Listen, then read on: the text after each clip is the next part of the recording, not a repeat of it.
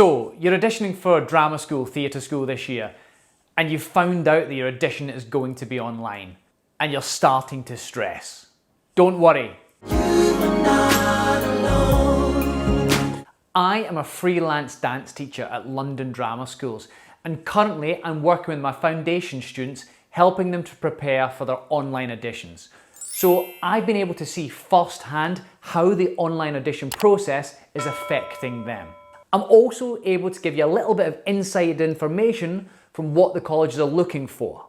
How can I do this? Because at certain schools, I will be one of the people watching your video. So I can tell you what I'd be wanting to see from those video submissions. In this video, I'm going to cover what is happening with online auditions, what you're being asked to film, how you should film it, and I'm going to give you some advice on how to take the stress out of the filming process. If you have any audition worries, let me know in the comments section down below and I'll get back to you and help you in any way I can. Most first round theatre schools auditions have now been moved online. So what is happening? Colleges are asking you to submit a self-tape for your audition. Some, this is just for the first round as they hope to be doing in-person auditions next year. Other colleges have decided to move their entire audition process online.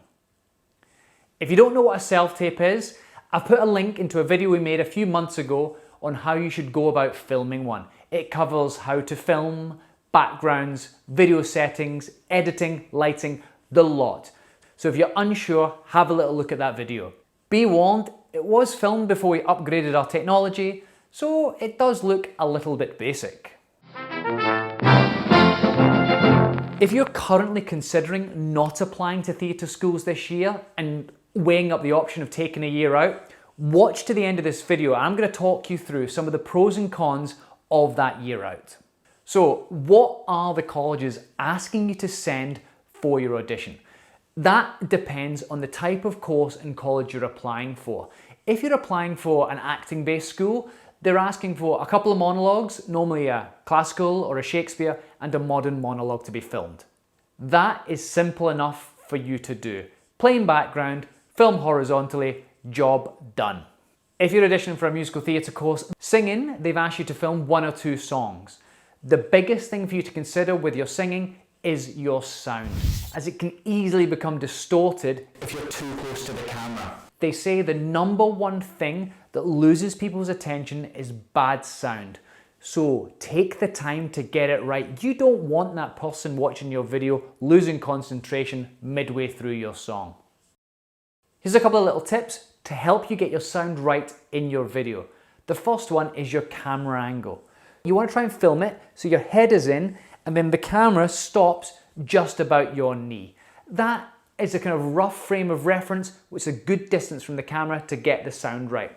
Obviously, how loud you sing is a factor in this. The louder you sing, the further you'll need to be away.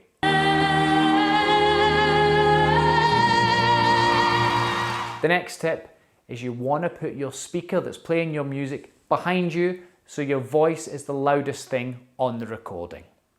What do you do when you need to film your dance? This can be quite tricky.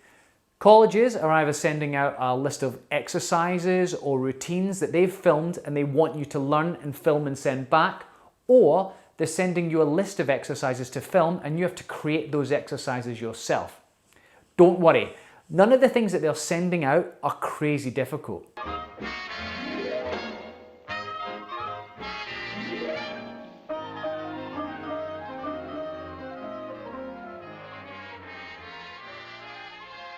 If they send you a routine to learn, the reason why it's trickier is the way it's filmed.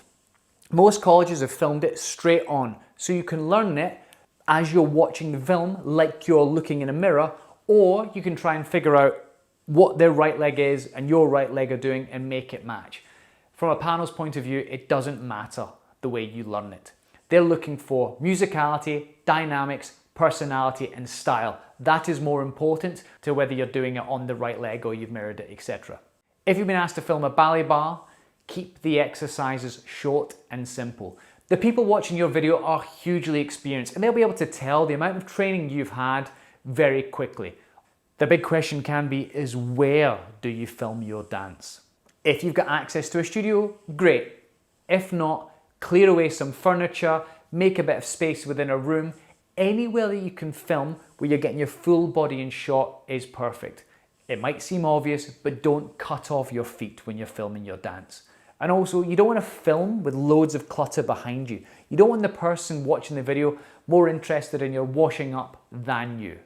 Filming yourself can seem unnatural and it puts your stress levels up, meaning you become tense and don't show your full potential. The best way to counteract that? Practice being on camera. The discussion on stage acting versus TV acting is a topic for another day, but don't watch hundreds of YouTube videos on screen acting trying to minimize your performance for your self-tape. The most important thing is that your acting is truthful. Just spend a few days performing your monologue or your songs to the camera. Do a few takes a day, don't delete them, save them. Then you want to watch those takes back and make a few notes. Then try again the next day, applying the same notes. That way you'll get used to the process. So when you are filming for real, the whole process of filming yourself, being on camera, has just been normalized. Why did I ask you to save those previous takes? You might just find that your practice takes are your best versions because you filmed them without any excess stress on yourself. You don't need to take millions of takes of your songs or monologues. The difference between those takes will be quite minimal. Just look to get a few clean takes. Pick one and move on. Take time to get your camera set up right. For me, the most stressful thing about filming is getting the camera right. The right angle, with the best background, good lighting, everything that goes with it.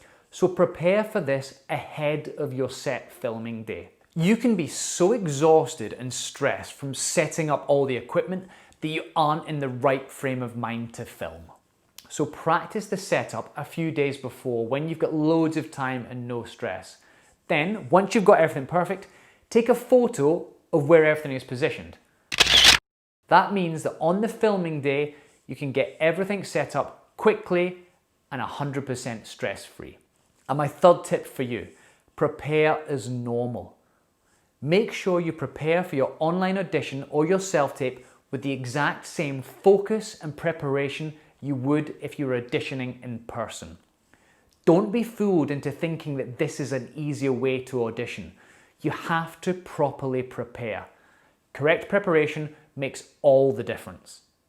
Okay, let's deal with this question. Should I take a year out and wait for things to get back to normal, or should you audition this year? It all depends on what you would do with the year.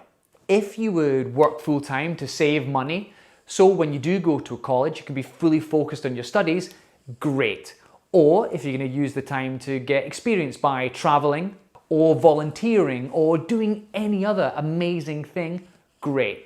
Students that have taken a time and taken a year out and gained life experience tend to be more focused towards their studies and get loads out of their training. But if you think you'll spend the year becoming unmotivated and generally a bit flat, go and train now. Colleges are doing everything they can to offer top quality training. And all the signs are the industry looks like it's starting to prepare for returning next summer. So by the time you graduate, everything will be back to normal. But ultimately, the decision is yours. If you've got any questions about your upcoming auditions, please get in touch. If you need help with your audition preparation, check out our website, chironauditionprep.com. We've got complete online audition preparation courses there for you. Thanks for watching.